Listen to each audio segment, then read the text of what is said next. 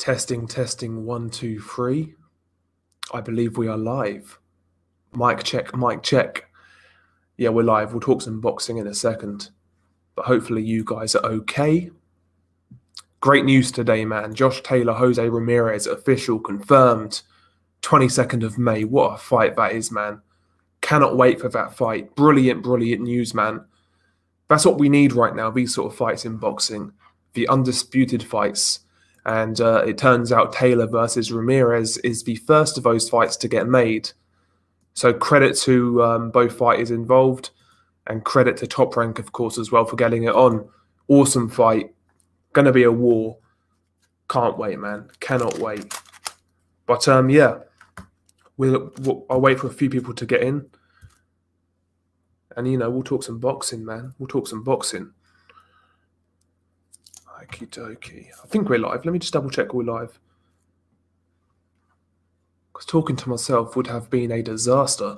No, we are live. Yeah, big up to Shadow Boxing in the chat. He says, sup, sir. Big up to you, mate. Hopefully you're keeping well. The Quags in the building. Big up to the Quags every single time. Shadow Boxing says Ramirez versus Taylor is going to be fireworks. Indeed it will be, man. Both guys naturally are very aggressive. I think Josh Taylor is more versatile. He can box, but I believe Ramirez is going to drag him into a war. Because Josh Taylor, while he can box, he's got good fundamentals. He's one of those guys where if you tag him, he's going to want to tag you back, kind of thing. And that's going to make for a great fight against Ramirez. It really is. And yeah, credit to both. Like I say, credit to both guys for getting it on, man. No fucking around. You know, this is the fight we need at 140. And there's going to be a king in that division real soon. So big up to those guys, man.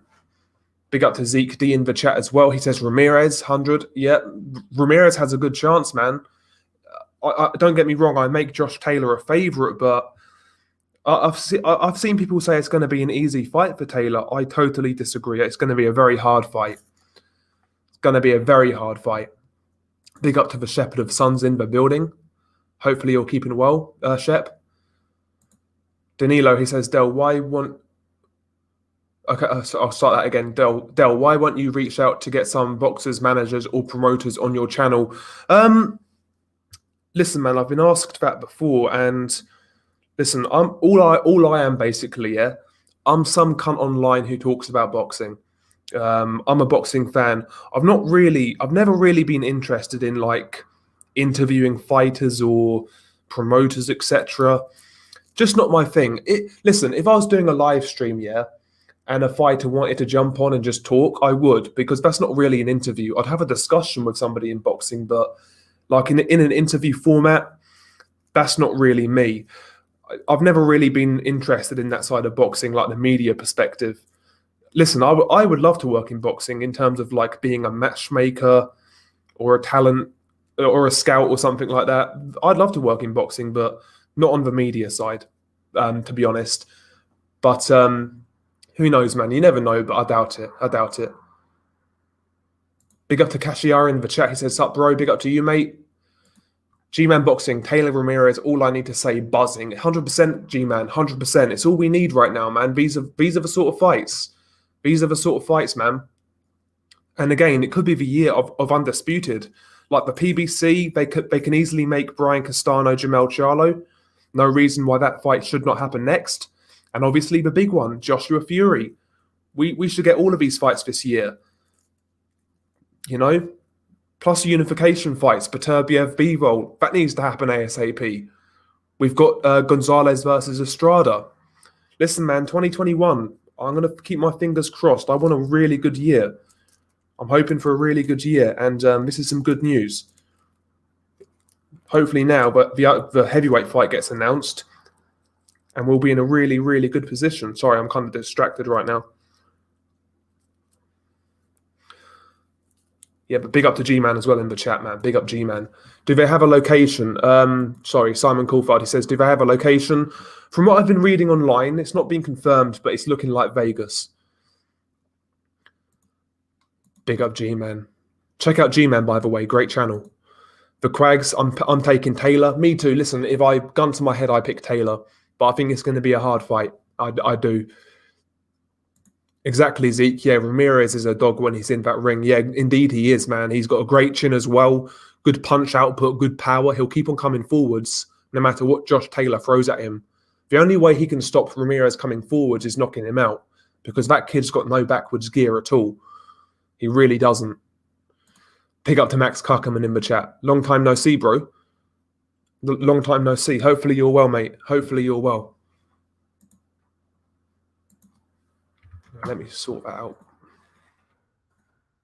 Winner of Taylor Ramirez's top 5 pound for pound. Yeah, you can easily make that argument, Max.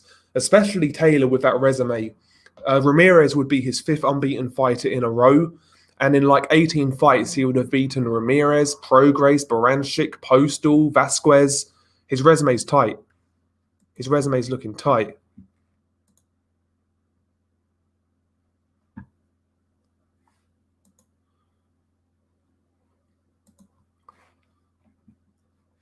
Oh, shit. Wrong button. Paul, would you make a better job at the interview than the kiss asses getting paid for it? I'd like to think so, bro. I'd like to think so, but boxing media is something I've never been interested in. Never at all, man. Because to me, boxing media, they are like the lowest of low when it comes to journalism. They really are. Most of these guys are terrible at their jobs in boxing media. And I don't want to get into that scene because you have got to kiss ass to get anywhere in boxing journalism. You can't ask for hard questions or you're not going to get invited back. You're not going to get a press pass or anything like that. You basically got to suck dick for your check. And I'm not interested in that, quite frankly. I'm really not. But yeah, I would like to work in boxing, but not on the media side. Kashiar, he says, that's a close fight. I've got Taylor by decision. I think that's the safe bet. I would say the same, Taylor by decision. I for some reason, I don't think anybody's getting knocked out in that fight.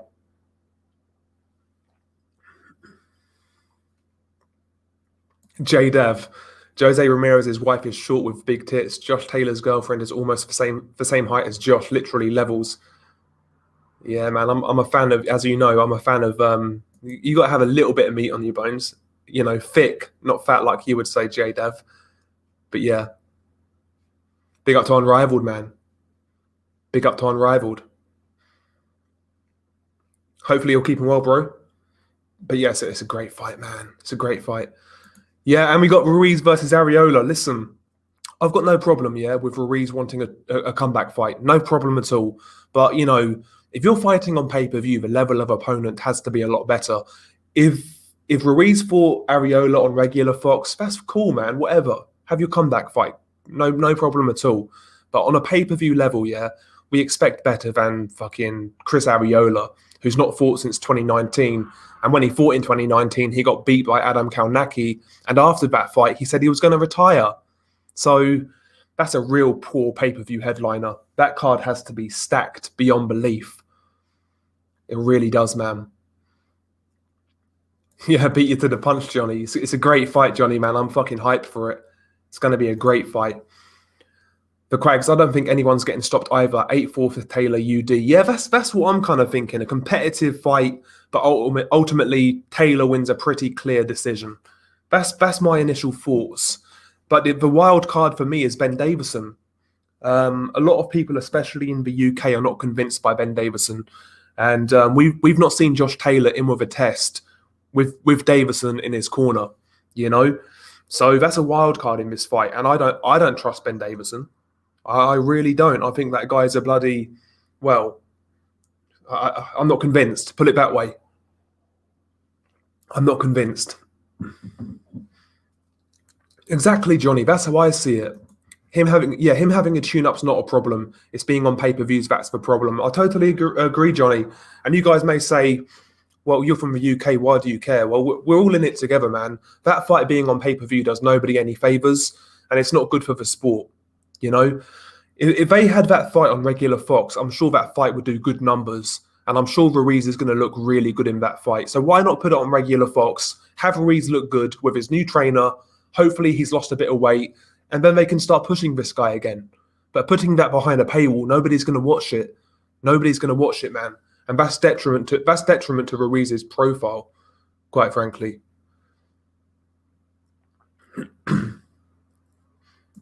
Do you think anybody at 160 or 168 can beat Canelo?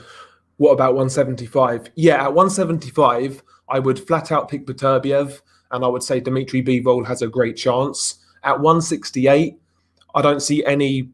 I have no hope in Billy Joe, no hope in Kayla Plants. Benavidez to me is very interesting against Canelo. And the only other guy in and around 160, 168 against Canelo who's competitive is Golovkin. Really. That's how I see it. Beterbiev, Bivol, and Golovkin all beat Canelo. You could be right, the Quags. You could be right. Golovkin, at this stage, though, I wouldn't be so sure. You know, with his age, I wouldn't be so sure. Big up to Mark, man. J-Dav, Dell would make an excellent matchmaker with his knowledge of global boxing. Can't imagine there's anybody at Matchroom who would compare. Also, an odd setter for boxing at an online betting company.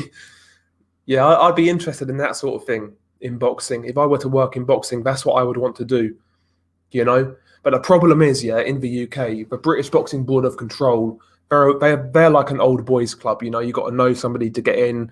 You got to hold a license in something else to move on.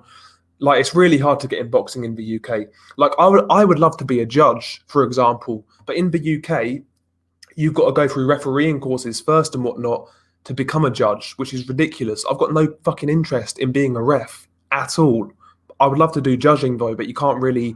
You got to go through a refereeing course as well on the refereeing side to get to the judging as well. So, yeah, I mean, maybe I'll need to contact Daniel Kinahan and try and beg him for a job, MTK matchmaker. I'd love to do that, man. I'll get paid that drug money. Do you know what I mean? I'll match his prospects up with some, you know, decent tests, get some good fights and get paid. And I get to watch those fights at ringside. Bump of K, if Roach was head trainer, Fury would have stopped Wilder in that first fight. Yeah, Bump of K, you're right. You could be right. After that fight, obviously, Freddie Roach said what he said, that Ben Davison gave the wrong advice and that Fury should have been more aggressive, At the time, a lot of people were questioning that, but obviously that came to fruition in the rematch. Freddie Roach was right. So, yeah, Ben Davison definitely dropped the ball in that first Fury fight. Ben Davison went there with a mindset that we're going to try and nick a decision against Wilder, blah, you know? Whereas Sugar Hill said, fuck that, let's take the fight to this guy. Let's back him up. Let's beat him down.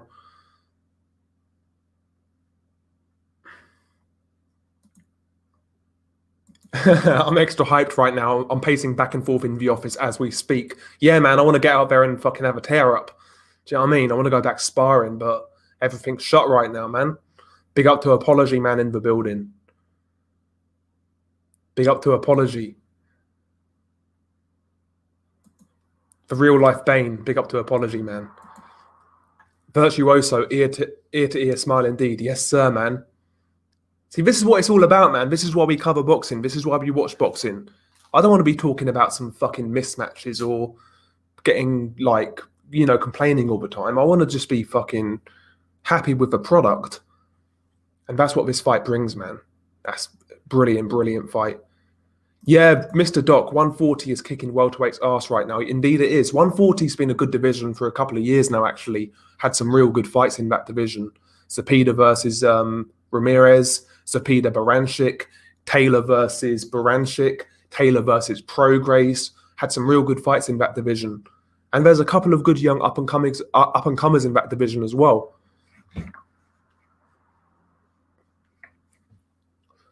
Mate, I've lost my fucking cursor. Where's my cursor? My desk is an absolute mess, honestly. Here we go. Have a round on me. Yeah, man, I'd love a pint right now. I really would. None of that hard stuff though that you drink, Mr. Doc. I'm not into like whiskey or anything like that, man. Had a few bad experiences and that ruined it for me. Who wins a fight between Ramirez and Prograis? I think Prograis beats Ramirez. Kayasor, Kashayos, I can't say your name, bro, anymore. I swear I said it earlier and I've totally lost control of how to say it.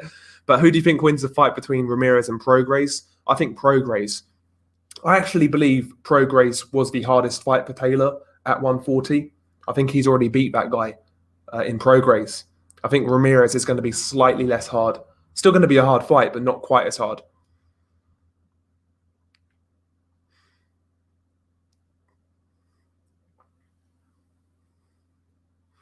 Bollocks. That would be a great. That would be great for the Uzbek agenda if he was in boxing. Yeah, man. I'll be their hype man. I'll be like the Paul Heyman for the Uzbek fighters. Can't speak a lick of English. I'll be like their Paul Heyman. So yeah, initial thoughts, initial prediction is Josh Taylor in a competitive points victory. 8 rounds to 4, maybe 7 rounds to 5. Ultimately, I just see Taylor as more versatile, taller and longer, southpaw. Taylor can box a bit, he can brawl, he can do a bit of everything. Whereas Ramirez is more so one gear, come forward, come forward, come forward, apply pressure. I just think Taylor's got a few more tools in the toolbox. It'll be a tough fight, but to me, Taylor's got the edge in this one. But as we get closer, I might change my mind. You never know. Yeah, fuck Heath Ledger. I've got the Joker grin. Mate, it's a great fight, man. It's a great fight, bro. Yeah, Unrivaled, man. It's going to be lit, bruv. It's going to be absolutely lit. See, that's a fight I wouldn't care paying for. I'd pay for it, no doubt about it. Honestly. Oh yeah, that fight's been rescheduled. The Quags. That fight's been rescheduled. Don't you worry about that, my son. That's all been confirmed, bro. That's all been confirmed. So yeah, Joe Smith and Maxim Vlasov, WBO light heavyweight title, April the 10th on ESPN. That has now been confirmed. It's official. Another great fight. Big up to Joe Smith Jr., man. Big up to Joe Smith Jr. From nowhere to somewhere. Working on that site, hard graft, and he could be a world champion. So big up to Joe Smith Jr. I'm sure a lot of us know what it's like on the site. I've not been on the site since I was like 19 though, but I've been a couple of years on the site, and it's not easy work, man. It's really not. The best thing about working on the site is just the people, like your workmates. Like I work more corporate now, yeah. I work more corporate, and there's no banter, there's no camaraderie or anything like that. Like on the building site, it's fucking brilliant. It's brilliant in that regard. The only thing is, if you're a snowflake, you're not going to get on a building site, honestly. It's fucking great.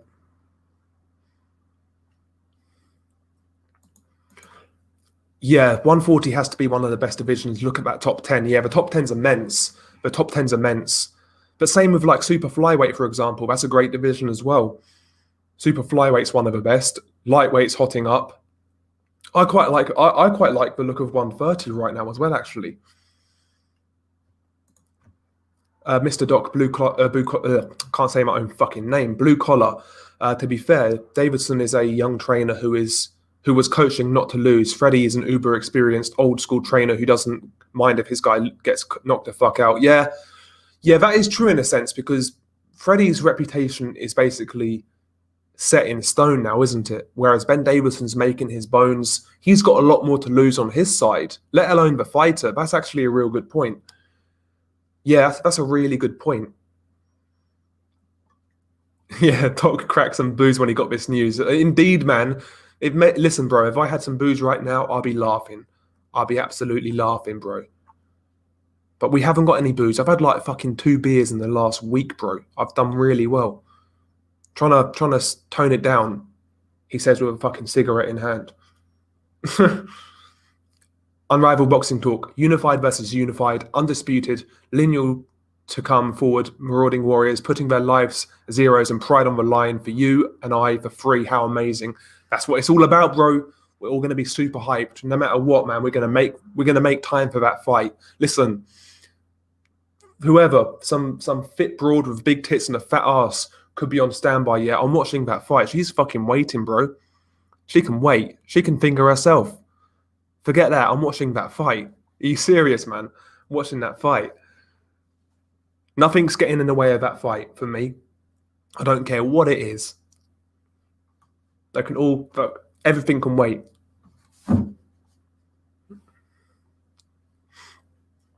Yeah, cruiserweight as well. Last couple of years has been lit. Indeed, it has. Cruiserweight's been sick. Light heavyweight's got potential. Big up to Levi Khan, straight out of NYC, locked in like a safe key. Big up to Levi Khan. I'm fucking hyped, bro. I'm absolutely cheesing right now. Absolutely cheesing. Pound for pound boxing. Big up Dale, Undisputed. Can't beat that. Taylor will have had one round in 19 months. Though when the fight comes along, do you think that will be a problem? Yeah, potentially. Potentially. Pound for pound boxing. I certainly think inactivity is going to affect a fighter like Josh Taylor more than Ramirez. Put it that way. With inactivity, I don't know actually. I'm not sure whether it's going to affect him that much or not, the inactivity, but it could do. It could do. For me, yeah, inactivity usually affects guys who are reliant on things like timing, distance control, things like that. Whereas a pressure fighter or a brawler, I think they get less affected by ring rust, and Josh Taylor can do a bit of everything. So I don't think he's going to be too badly affected, to be honest. I really don't. Big up to the Truth Son, by the way, for the super chat donation. Thank you for the support. VAR for boxing, let's get that right. You just have the same judging, just in a small room hiding behind tech. Ruiz Arreola, Battle of the Reduced Bellies pay-per-view. Yeah, that's a joke pay-per-view, man. I'll watch the fight, bro. Don't get me wrong, but I wouldn't pay for it. I'd watch the fight, though. Ruiz is going to smash that kid to bits, man. I say kid, he's 38, Arreola, and I'm like 26. So, but yeah, Arreola's getting fucked. Honestly, Arreola's getting fucked. But big up to the Truth Son, man. Thank you for the contribution, brother. Much appreciated, man. Much appreciated. Apology, man. More boxers genuinely need a guy like Paul Heyman. When some boxers talk, it is cringe to hear. Yeah, indeed it is. Indeed it is. Yeah, Paul Heyman, man. Yeah, man. Sign me up, bro. Sign me up. Give me a fucking Uzbek fighter who can't speak a lick of English, and I'll hype him to the fucking moon. Why not? Yeah, Levi's picking Taylor to win as well. Too skilled, in my opinion. That's how I see it, Levi. He's a bit bigger as well and more versatile. Yeah, I agree. Joe Smith putting Hopkins through the ropes is legendary indeed, man. Big up to the hidden, man. The hidden in the building. Adam UK in the building. Levi Khan says Joe Smith Jr. still working a day job. Real tough kid from Long Island, New York. Yep, you got to respect that, man. To fight the level he's at and still holding down a regular job, and a hard fucking job at that, takes some doing. That takes some doing. Big up to Mad Chad in the building as well, man. Salute to Mad Chad. Mr. Doc, he says, blue collar, it really depends on what Ramirez shows up. If it's that one punch at a time lazy version of Ramirez I saw versus Postal, I favour Taylor. But if he's on form, it could go the other way. Yeah, it could do. Yeah, you were right, actually, in regards to that Postal fight. He was one shot at a time, but I think it's because Postal was doing a really good job of judging distance, taking a step back, prodding with the jab. He kind of made it hard for Ramirez to apply that same sort of pressure. And I think that's why he was more so swinging for the hills almost. And maybe Taylor's got to look at that. He's the longer man. He's a southpaw. He can box a bit, Josh Taylor. Maybe he needs to look at that Postal fight as like a blueprint almost. I'd like to see that, Carlos Mendoza. That's a real good shout. Pacquiao versus the winner for Undisputed at 140, then retire. That's a good shout. I'd love to watch that, man. Big up to Ethan Haydale. Do you think Golovkin is still in his prime Haydale,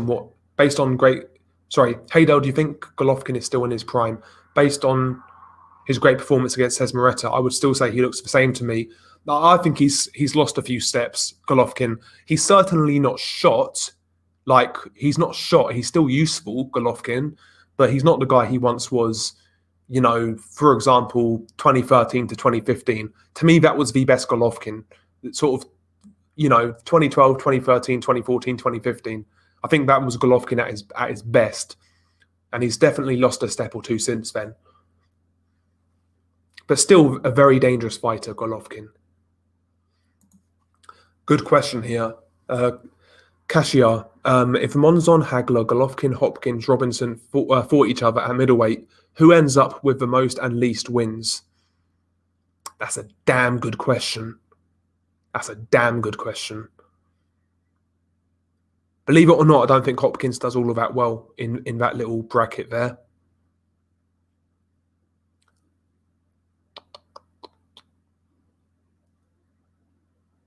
I would say Carlos Monzon, number 1, Hagler, number 2, Golovkin, number 3, Hopkins, number 4, Robinson, number 5.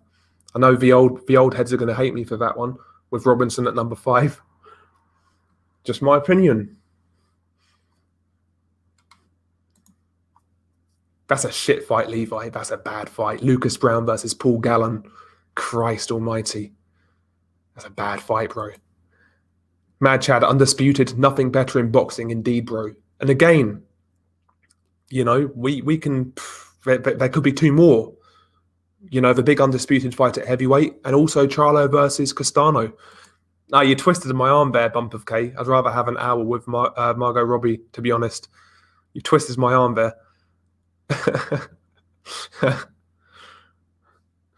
Shit almighty. Daniel Williams, if we get Joshua Fury and the winner of Canelo Billy Joe fight versus Plant later in the year, could be a record for Undisputed fights in 1 year. Yeah, I forgot about that one. We could see Canelo going for Undisputed as well this year. Yeah, you're right, Daniel. Forgot about that. Yeah, exactly. Look at this shit, man. Taylor versus Ramirez, Chocolatito versus Estrada, Smith Vlasov, Ortiz Hooker, Saunders Canelo, Hergovich Hunter. That's all right, you know. Yeah, that'll do, you know. That's a sick little lineup, unrivaled. That's a sick little lineup right there. Beautiful stuff, man. Beautiful stuff. Why can't we get this in other divisions? Indeed. Less politics. Both guys are with the same promoter. Oh, by the way, big up to the Hidden. Salute for the super chat, bro. That never came through. I never got the notification, but just spotted it. The Hidden says Jamel Herring versus Carl Frampton. Can't wait. That's another one. That's a good fight, because I don't really know where both guys are at right now. Carl Frampton, to me, he's got 1 foot out of the door. He's keep on talking about retirement. Not looked as good recently. And even Jamel Herring, his last couple fights, man, not really been that impressive. And he himself has been talking about retirement. So that's going to be down to really who's got more left for one. You know, that's going to be a big factor in that fight. I lean towards Herring, though. Too long, too tricky kind of thing. Great fight, though. Great fight. Dillian White, who are his sparring partners out in Portugal? I think Wardley and that Polish cruiserweight Mastanek. Yeah. Babic, maybe. No, Babic is injured, isn't he? But apparently Dillian White's been knocking out sparring partners, according to Eddie Hearn. So, oh yeah, that is terrible, Levi. That's one of the worst pay-per-view headliners I've seen in America. That's really poor.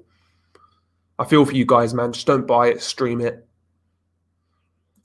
Hagler's the GOAT at middleweight, not up for debate. I don't know, man. Like Carlos Monzon, to me, he's my favourite historically. If we're talking like just favourites, he's my favourite middleweight of all time. Now, having said that, James Toney is my favourite fighter of all time, and he was at middleweight. But in terms of like longevity, like long reigning champions, Carlos Monzon was my favourite. And again, I think there's a difference between like greatest of an era, or like even of all time, and better. So like there are fighters from like the 40s, 50s, etc., who are greater than guys who have just retired today, but it doesn't mean they'll beat them like hypothetically, if that makes sense. The only problem I have is like certain boxing historians, they make out like boxing is the only sport in the world which hasn't improved. Like every other sport's improved. Athletics, soccer, fucking American football, every fucking sport's improved apart from boxing. So in a hypothetical matchup, I would pick a lot of modern guys to beat all-time greats from like decades prior. I really would. But just my opinion. That's not putting down the guys of old. They done greater things, but doesn't mean they beat guys in a hypothetical fight kind of thing.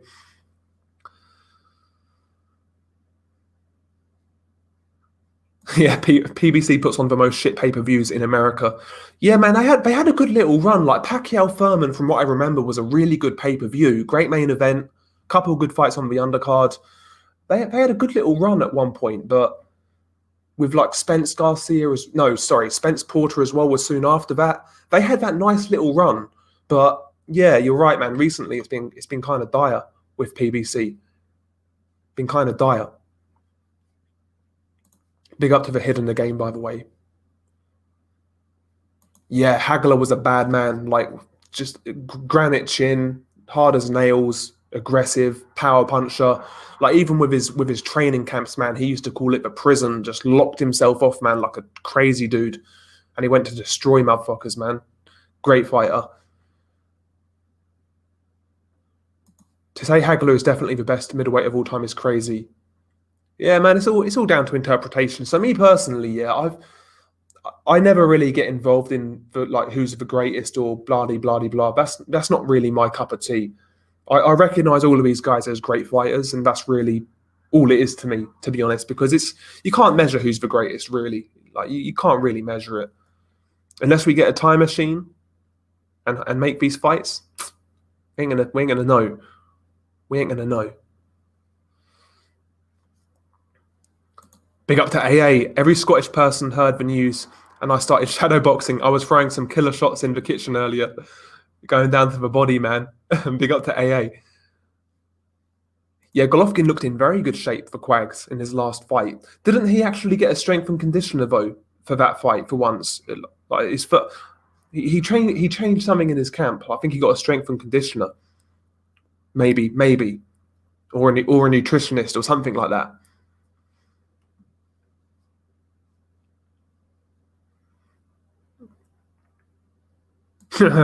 Mad Chad, I wish McGregor won. I was looking forward to Manny knocking his head off. Yeah, but I was pleased to see McGregor lose anyway. Mad Chad. I like Dustin Poirier a lot. Real good fighter, man. Tough guy as well. Hey, someone tell George Cambosos that Teofimo don't play with that bullshit like Lee Selby. Tio's from New York, don't forget. Yeah, Tio's going to fuck that kid up, honestly. But, you know, George Cambosos, man, he's set now.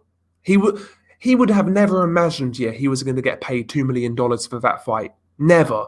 He's made a right result. He could get knocked the fuck out. I'll still be happy with $2 million. That's brilliant. Brilliant for him. Yeah.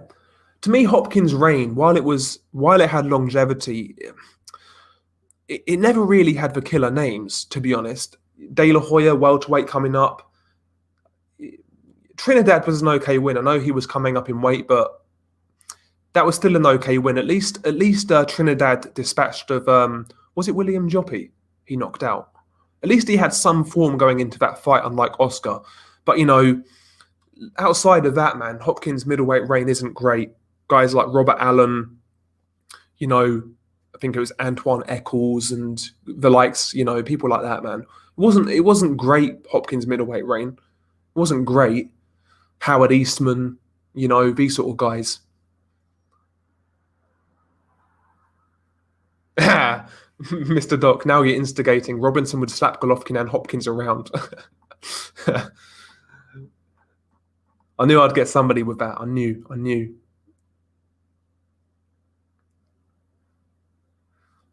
Nah, Victor Ortiz is never going to fight again. Nah, he won't fight again. He might he might try and make some like half-assed attempt at a comeback and get knocked out, but he's not coming back, man.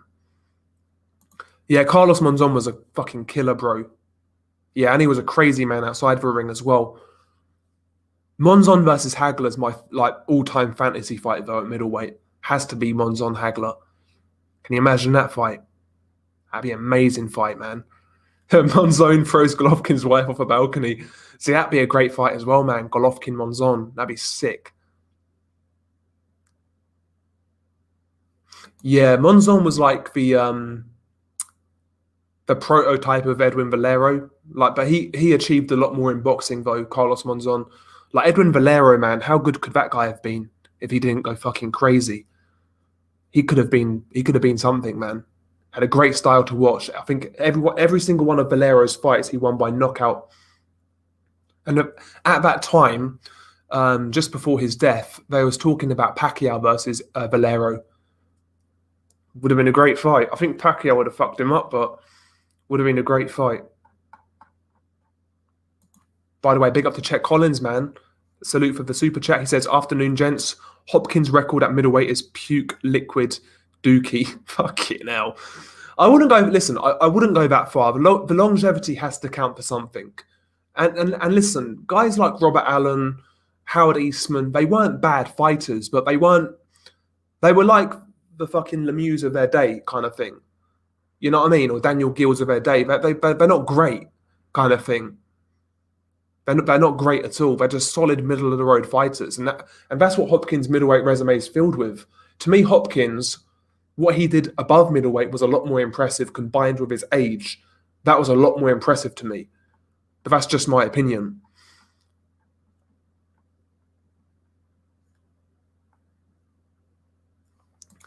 Cashier, he says, Monzon beats Hagler in my opinion. Too long and rangy and too much of a mean animal. Yeah, would have been a great fight, man.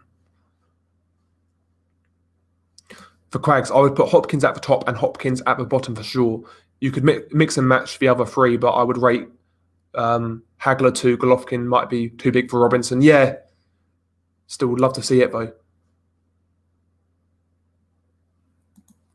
Jamel Herring's only in it for the money at this point. He said it himself. As a Marine, you don't make much money. He got knocked out by that Dennis guy, the little Russian. That's embarrassing for Jamel. Yeah. Denis Shafikov, you mean? Yeah, he did. Yeah. He really struggled on the inside against Shafikov. And again, maybe Frampton has to look at that as the smaller man. I'm not saying Frampton's a great inside fighter, but he's certainly more capable than Jamel Herring. Maybe he needs to look at that Shafikov fight when he fights Herring. Big up to official scorecard boxing science, man. Salute to you, official. Johnny's little ranking for middleweight. He says Harry Greb 1, Ray Robinson 2, Carlos Monzon 3, Hagler 4, LaMotta 5. Solid list, man. Solid list. Yeah, James Toney's my favourite fighter of all time as well. Again, though, like imagine what would have happened, yeah, if that guy took boxing seriously. If he put the jam donuts down, put the cakes down, James Toney, man, would have been something else because he achieved so much by being a fat bastard. Imagine if he was like dedicated outside the ring. It would have been crazy. Harry Greb is a mythological figure. Indeed, he is. Yeah, I agree, Apology. Listen, I think you can respect the part. Listen, I respect a lot of these all of these old greats, but the only thing I don't like, the notion that like boxing is one of the only sports not to have improved over the last half a century or 60 years or so. It's ludicrous. And let's be honest, techniques also have improved, you know, since like the 30s, 40s, 50s. Techniques have improved as well. Yeah, I wouldn't be surprised if like Hagler had a thicker skull than the normal human. Like Julio Cesar Chavez, his skull was a lot thicker than the average humans, you know. Johnny's rankings continued at middleweight. Stanley Ketchel at number 6, Emil Griffith number 7, Dick Tiger 8, Golovkin 9, Hopkins 10.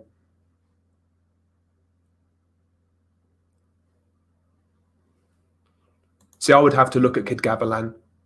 I would have to look at him unrivaled.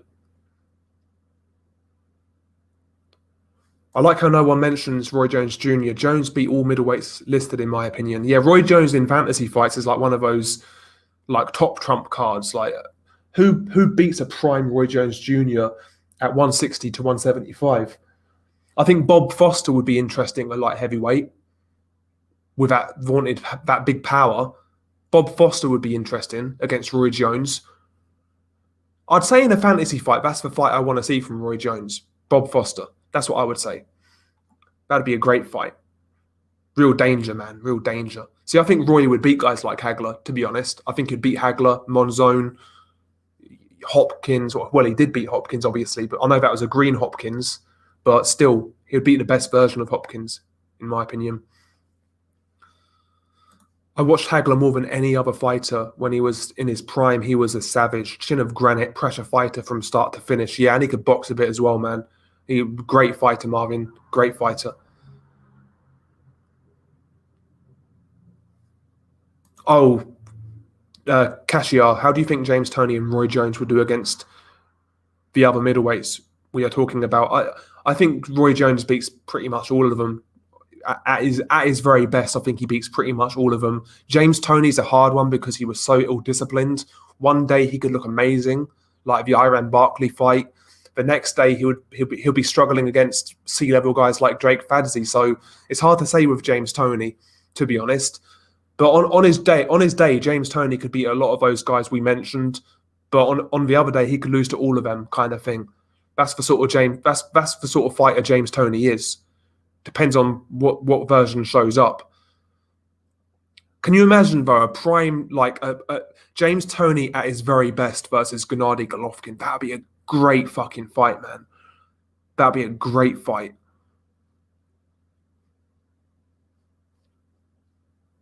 Yeah, he always comes across really well, Mad Chad. Marvin Hagler, he does. Yeah, Hagler was a switch hitter, master boxer, right-handed southpaw, which is deadly, granite chin, ridiculous fitness and nastiness. I think he's the best middleweight personally. You could be right, man. You could be right. Like even his loss to Ray Leonard. Ray Leonard to me was just, even that wasn't clear, man.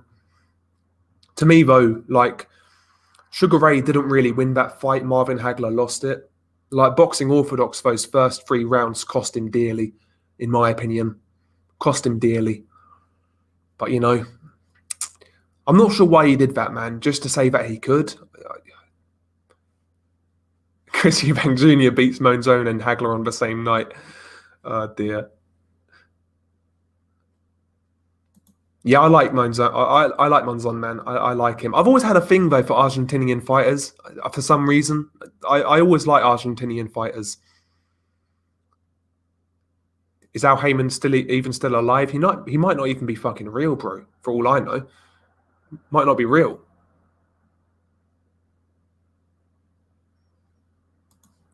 Yeah, they're boxing advanced. At the same time, some knowledge, techniques from recent past has been forgotten. Yeah, that's a good point. That's a good point. Bump of cake. Camboso is quality. He's going to do well against Lopez. I don't know about that, bro. I think he's going to get knocked smooth out, bro. Honestly.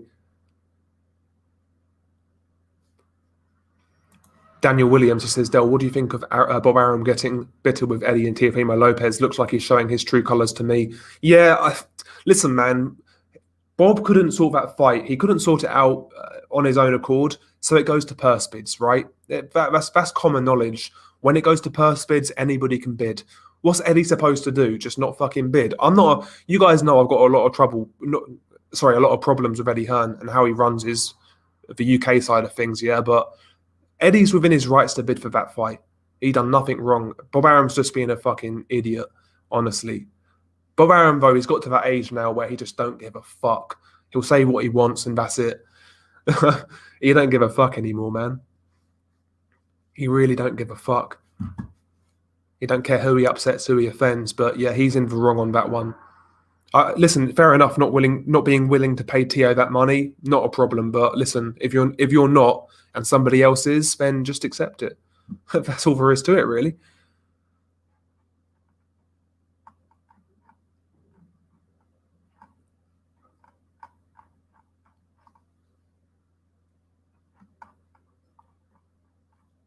Oh, big up to Unrivaled, by the way. Roy Jones is a cheat code. Yeah, Unrivaled. Yeah, that's very true. In like fantasy fights, yeah.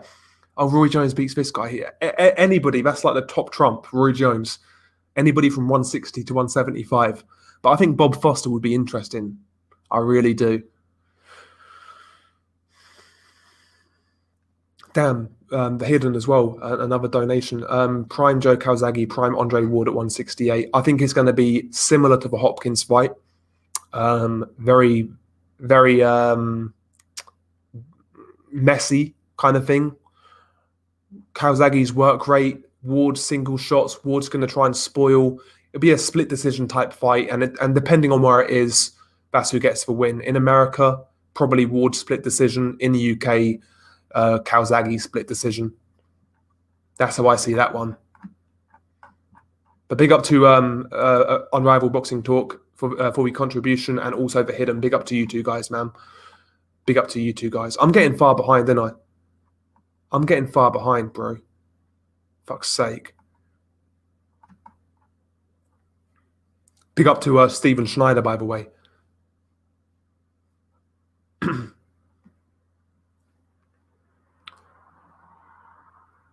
Yeah, James Burger King Tony was a natural fighter. Indeed, he was, man. He was. He's one of those guys, yeah, who just looks like, I think it was Teddy Atlas says he can slip punches in his sleep. That's the aesthetic James Toney gave when he was fighting. Like he was kind of thinking about his fucking shopping list. He made it look so fucking easy, man. So easy, James Toney, how he used to fight. Style looks just amazing, just like so languid, relaxed, fluid, like just a great style to watch, man. Yeah, I'll give it a watch, G-Man. His opponent isn't anything special, though. Former cruiserweight, Joel Dueco. Former cruiserweight.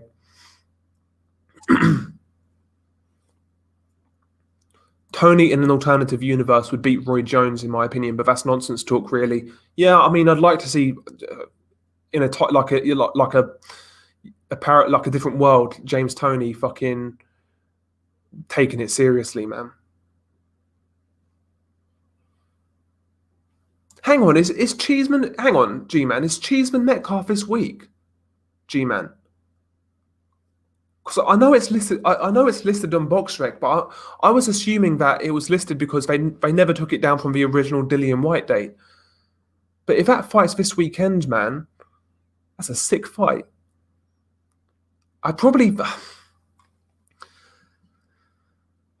Cheeseman's more active, yeah, but I think Metcalf's a better natural boxer and he hits a bit harder. I don't know, I don't know. Don't forget, though, G-Man. Don't forget, Cheeseman is the home fighter. That's the only thing. That's the only thing. Yeah, he did, yeah. Prime B helped with something else, took opponent's strength away so well, yeah. He neutralized his opponents and then done his thing, man. Yeah, Tony also lost to Dave Tiberi, but got the draw. Yeah, got the decision, yeah.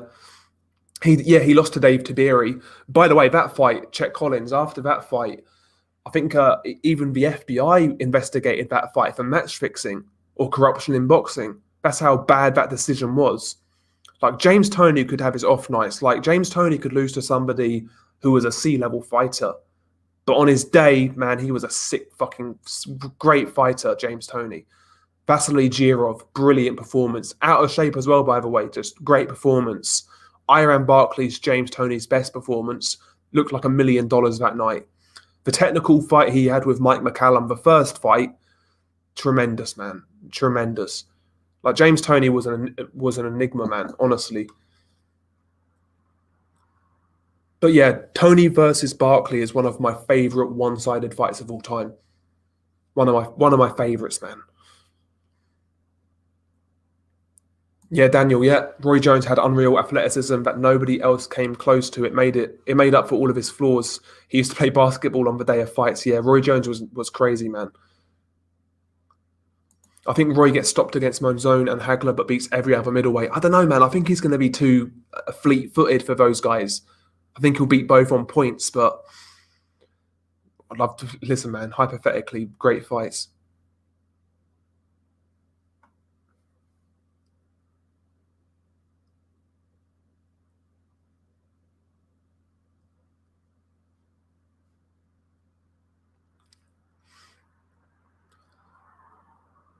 Yeah, poor Dave Tiberi. Yeah, Dave Tiberi was so disgusted he never fought again. Yeah, that's a shame, man, because let's say you get the decision in that fight, that opens the door to earn, who knows, maybe a couple of $1 million in future. And that was taken away from him. And that's why I feel so sorry for certain fighters when they get robbed. You know, guys who are really on the B side who nobody knows about. When those guys get robbed, man, it's even worse to me. You know, it's even worse. Like when Golovkin got robbed against Canelo first fight, don't get me wrong, it was a terrible look for boxing, given how big that fight was.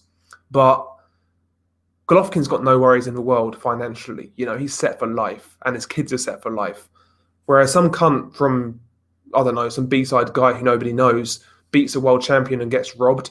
That's who I feel for, man. Those guys, you know. Yeah, I noticed that Stephen Schneider, the reaction from the community to Billy Joe Saunders and Canelo was so lukewarm, hardly any buzz. Yeah, do you know what? I was going to make a video about that today, but obviously a couple of bits came up.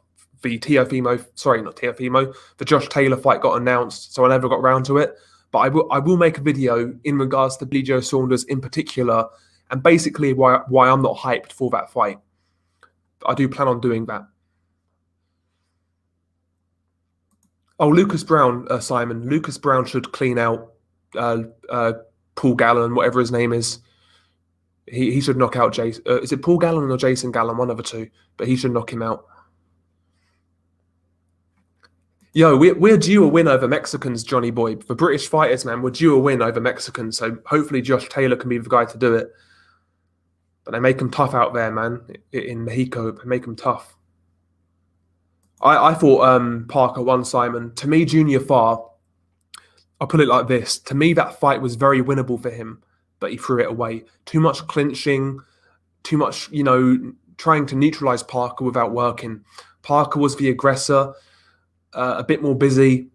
I thought he edged the fight out, to be honest with you. Sort of 7 rounds to 5, 8 rounds to 4 kind of thing. To me, though, he looked very beatable.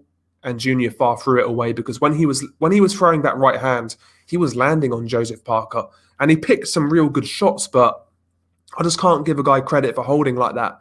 I really can't. I really can't. Yeah, there's nothing really there exciting, Stephen. The only thing that for me at 168 for Canelo that I find exciting personally, I don't know about you, but the Benavidez fight for some reason intrigues me. Do you know what I want to see Canelo win with? Somebody who throws a lot of punches, who's very aggressive, very physical, who'll try and push him back. Similar to Maidana Floyd, for example, the first fight. I want to see someone try and pull that off on Canelo. And that's why I find Benavidez interesting, because he's going to come forward and he throws a lot of punches in combinations with speed, with decent power. He's a big kid. He brings something different stylistically, Benavidez. I don't think that guy's going to lie down. I really don't. He's young. He's hungry. I don't think he's going to take his paycheck. Just take. I think he's going to want more. I think he's going to want those belts on Canelo's head. I want to see Canelo Benavidez. I really do.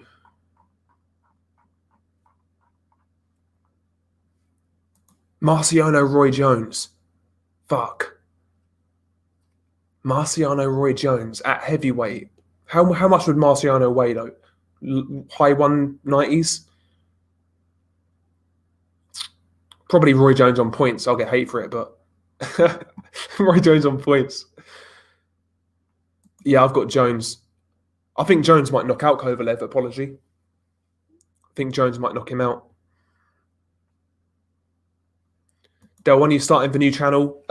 Shortly, AZ. I still need to think of a name. That's what I'm thinking of right now, the name of the channel. And then obviously a bit of artwork, you know. But yeah, once that's sorted, I'll let you guys know. But yeah, I am. It's on the back burner. It's genuinely on the back burner this time. People are going to leave burgers on Tony's grave, man. Yeah.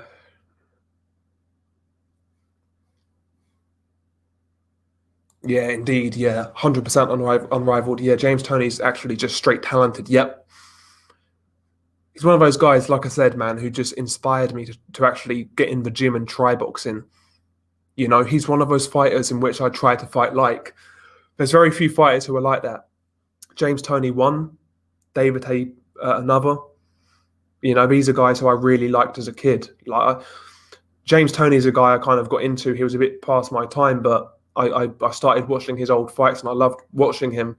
And David Hay was the guy who I was really supporting as a young boxing fan. David Hay was one of my favourite fighters back then. And I used to try and fight like him. I couldn't pull off a James Toney style at all. But David Hay's style, I could pull off a little bit. because I'm kind of long and rangy. I could kind of keep it on the outside and explode with power shots. I could kind of do that, but not the James Toney style. Honestly, I just got fucked up, man. When I was trying to like roll on the inside and come up with short uppercuts and whatnot, I got fucked up.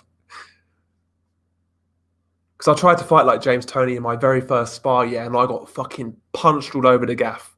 I got fucked up. Yeah, I'm sick, bro. I'm great. I'm good, Adam. I'm really good, really good. I'm just hyped like everybody else is, man, by this news. Just really, really fucking excited.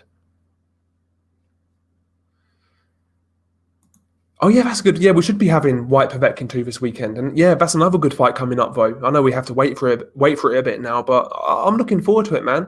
Looking forward to it. I wish we could go though, man. I'd love to go out to Gibraltar, man. Watch some fights, get a bit of sun, and bring back some fucking some cheap cigarettes, man, to flog.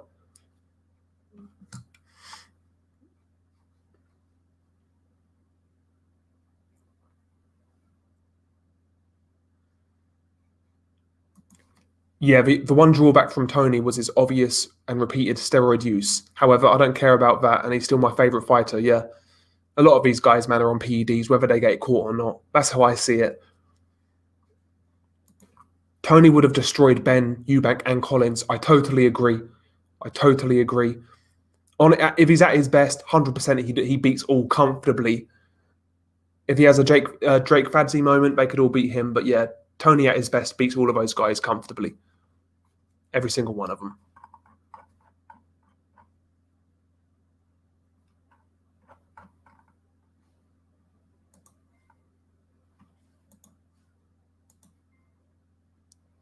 Getting loads of notifications for some reason. I'll pick up to Chet Collins again, by the way. Little Hands of Stone versus the Monster. Harry Simon versus Hopkins at 160. Damn. See, I'm not as big on Hopkins as a lot of people, man. I'm really not. I might just be a hater and say fucking Harry Simon, to be honest. I'm not a big fan of Hopkins. I'm really not. I just don't like his style. Having said that, though, Bernard Hopkins earlier on in his career, if you watch his fights, he was actually more of a boxer puncher back then. Like early in his middleweight reign, he was actually more exciting. He only really tailored that style as he got older. But fuck Hopkins anyway. Fuck Hopkins.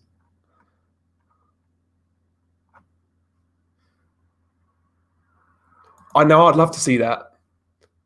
Mark versus Johnny debate, Monzone versus Roy Jones. I'd love to see it.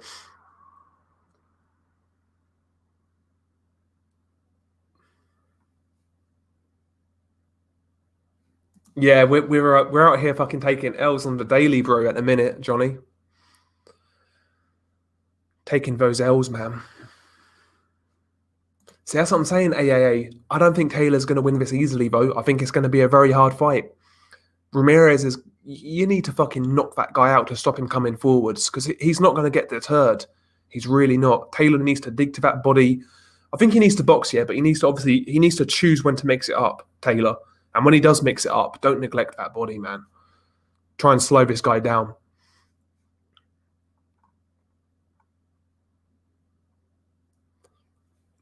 Yeah, James Toney on his game was a top boxer of all time. Maybe had the most God-given talent I've ever seen in any sport. Yeah, it's just his aesthetic when he fights that always kind of intrigued me. Yeah, just how he made boxing look so easy. Like he didn't have a care in the world. You could have mistaken the guy for taking a stroll in the park. That's how comfortable he looks inside a ring. And that is incredibly, incredibly rare in a fighter. Incredibly rare. I mean, who can we compare to James Toney today, just in terms of like how comfortable they look fighting in the ring? There's nobody in boxing I can think of who looks that comfortable like a Toney. There's nobody.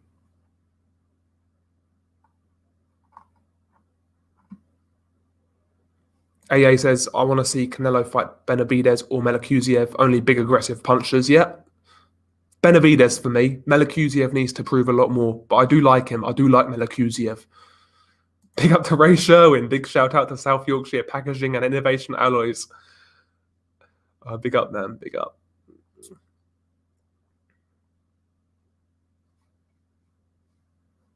Okay, rank these welterweight prospects.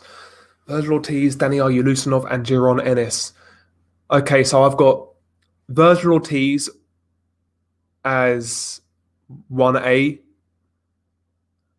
Jaron Ennis 1B, and Daniel Ulusanov number 2. So yeah, Virgil Ortiz 1, Jaron Ennis 2, and Ulusanov number 3. Yeah, that would have been a good fight, Levi. Yeah, Julian Jackson versus Roy Jones. That would have been a good fight.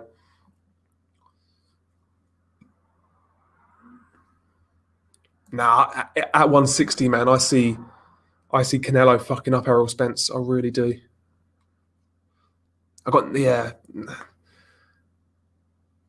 Apology. Benavidez is the best fighter at 168 for Canelo to fight. He's more skilled and has a better resume than Plant or Saunders. See, I don't think I'm not sure about the resume, to be honest. His resume is quite weak to me, but I just see something stylistically in Benavidez that just excites me a lot more. And I think he could be a much tougher challenge than the likes of Plant or Billy Joe. First and foremost, I've got to say, I just don't trust Billy Joe to go in there with the motivation required in this sort of fight. He's the sort of guy who I think is going to be happy with the payday, and basically his attitude is whatever happens, happens, but he's not really going there to win per se. That's what I think of Billy Joe Saunders. This is a guy who said, Golovkin can knock out me and Eubank Jr. on the same night. That goes to show what Billy Joe's baseline confidence is like, and that shows his ambition. To me, that's not a good sign. I've never forgotten that when Billy Joe said that, and I've never forgotten that, and he's never proved to me that I should forget that, to be honest. So Billy Joe, to me, while he's a talented fighter with ability, with potential, I don't think the mindset's there with Billy Joe. And as for Caleb Plant against Canelo, I'm just not as high on Caleb as a lot of people are. I think the guy's very susceptible. His feet are slow. His defense, he tries to look like a defensive fighter, but his defense isn't really all that great, especially in that shoulder roll. He invites pressure on and gets hit, open for a left hook, one punch at a time, no power, dodgy gas tank.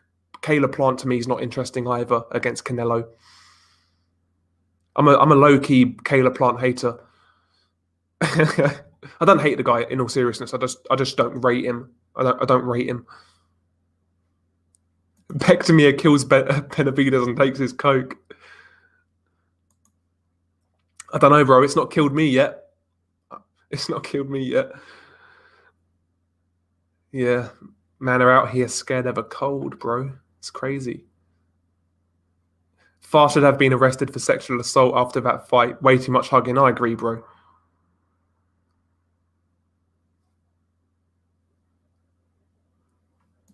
Gibraltar, that's near Spain. It's near Spain. That big fucking, big rock. Yeah, as Chad said, yeah.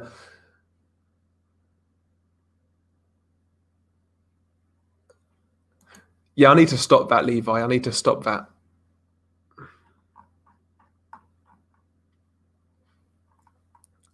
Big up to the Hidden the Game, by the way. Charlo versus Castano at 154, undisputed pay-per-view. I'll buy it. Yeah, it's a great fight, man. I think that's a fight where I'd lean towards Charlo, but I wouldn't be shocked at all if Castano won. Castano, I've said this before, Castano is the best fighter on the inside at 154, in my opinion. And Jamel Charlo, while he's capable on the inside, he's nowhere near the level of Castano. If Castano could get on the inside regularly against Charlo, he could very well win that fight. The problem for Castano against Charlo is, unlike Teixeira, there's a lot more risk getting to the inside because Charlo's quite explosive, he's quite fast, he hits pretty hard, and he's very dangerous at mid-range. So I would lean towards Charlo, but I think Castano is a very, very difficult fight for Charlo as well. It's a great fight, man, and I totally agree that that fight should happen. Oh, that's what the Hidden was talking about. Oh, sorry, was it Chet Collins? Yeah, the Little Hands of Stone versus the Monster at 108. I've got Inoue to beat Carbajal. to be honest with you, bro.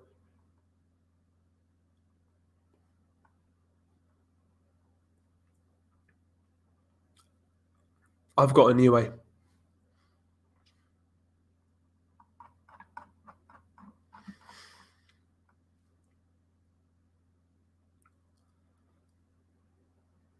Steven Schneider, I've been biased about Hopkins. Him versus Tarver was my first live fight, and I wanted to see revenge for Jones Jr. It was in Atlantic City, yeah. I remember that fucking rematch between Hopkins and Roy Jones, man. That was terrible, wasn't it? That was a bad fight.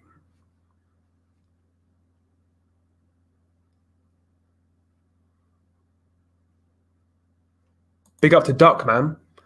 How UK fighters have been doing against Mexicans doesn't have me convinced. That's true, Duck. But at the same time, law of averages, and I'm a maths man, I believe in the maths and the science, law of averages suggests that we are due a win at some point, right?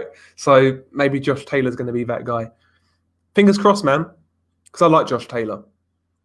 See, I'm not one of these people yet. I don't really care when a UK fighter gets fucking whooped on. I just like who I like, to be honest, in terms of fighters. But Josh Taylor happens to be one of those guys I really fucking like. He's in my top 5 favourite fighters, Josh Taylor. Certainly my favourite British fighter. And I'm fucking English. And my favourite British fighter is a Scottish fighter. So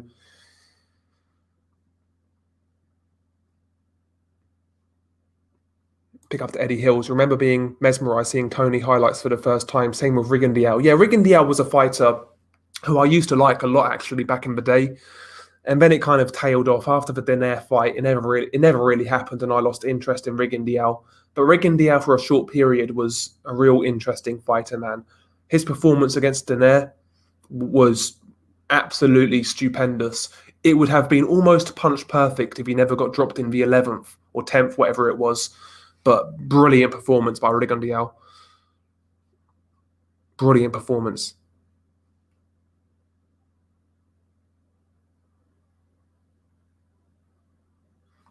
PBC just uploaded Castano versus Lara. They haven't announced their year schedule yet. I'm thinking Jamel Charlo Castano will be announced soon for the year schedule. Yeah, there's no reason for it not to be Duck. There's no need to sit on that fight and marinate it. They tried that with Jamel Charlo versus Jarrett Hurd. That went horribly wrong.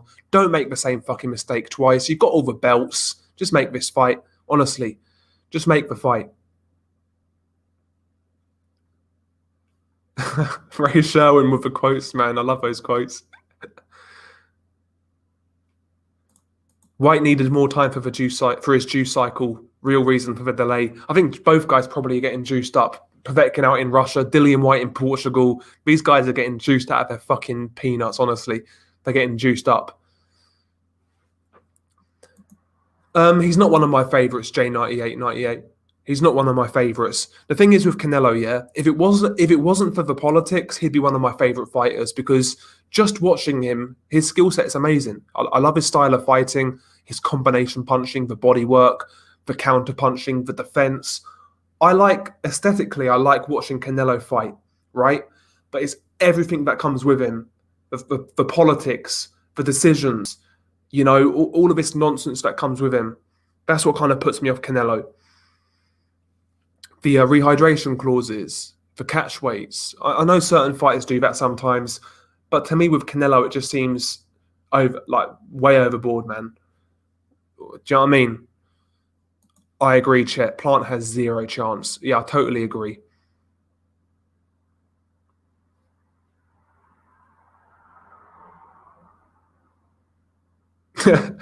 White hiding out in Spain to get into Mexican meat injections.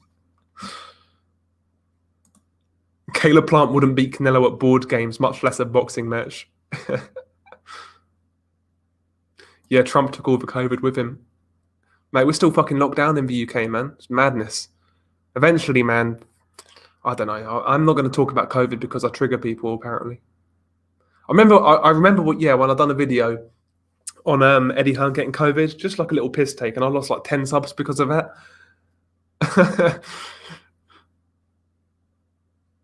Yes.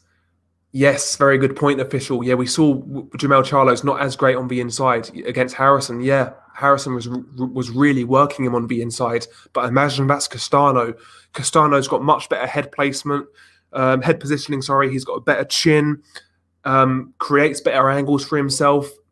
Much better inside fighter than Tony Harrison. The more I think about that fight, official, the more I want to pick Castano to win it. It's a very good fight, man. I've got Duck. I have Juan Francisco Estrada not only winning, but knocking out Roman Gonzalez. For some reason, I just envisage that happening. It's a great fight, though. I hope you're wrong, Johnny. I really hope you're wrong. I hope you're wrong.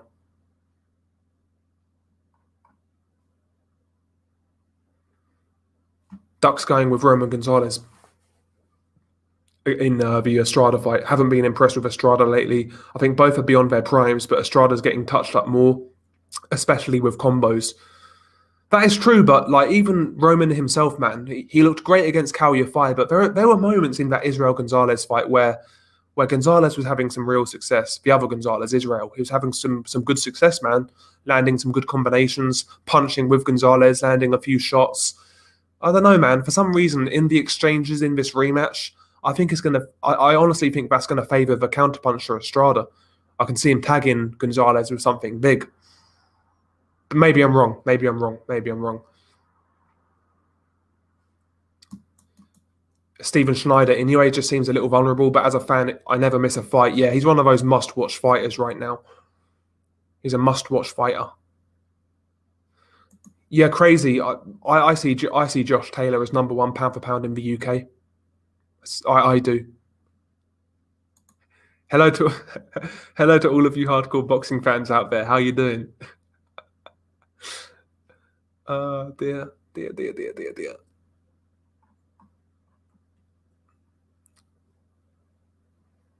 Max Kuckerman. By the way, I still fucking love that name, man. I ain't seen you for a while, bro, so hopefully you're keeping well. I don't know whether you got banned on YouTube and you made a new account, but hopefully you're doing well, bro, and big up to you, mate. Big up to John Gonzalez as well. Salute to John.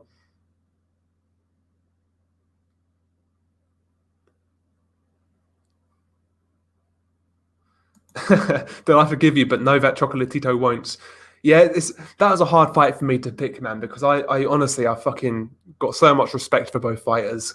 Like both guys. I don't want to see anybody lose. That's one of those fights. I'd be happy with a fucking draw, man.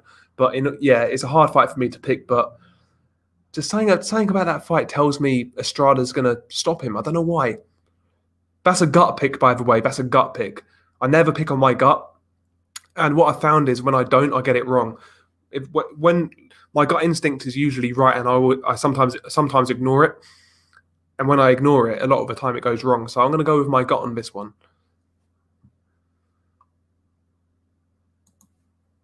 Who do you guys think is the meanest fighter ever? For me, it's between Gerald McClellan, Marvin Hagler, Tyson, Monzon, and Foreman. They're all good shouts. They are all good shouts. You got to put Sonny Liston in there, though. Sonny Liston's a good shout. But Gerald McClellan really was fucking mean. He was tall, rangy, middleweight, super middleweight. Could really generate that power, man. I would say Liston though. I would add Sonny Liston to that name, the list of names you put in on there, and I'd say Liston. The Hidden, he says, I wished Kessler Froch 3 happened. Enjoyed the first two. There was talks about it for a little while, but yeah, I think Kessler at that time was basically spent. To be honest, in all seriousness, the rematch should have happened a bit earlier because Kessler going into that second fight certainly had seen better days, but. You're right, man. Both great fights. First fight was razor close. I felt Kessler just about won it. And the second fight was competitive, but Froch clearly won kind of thing. I agree, Mr. Doc. I agree. Yeah, I think Estrada has a bit more tread left on the tyres than Gonzalez. Those Saul Riverside fights took a lot out of Roman. I agree.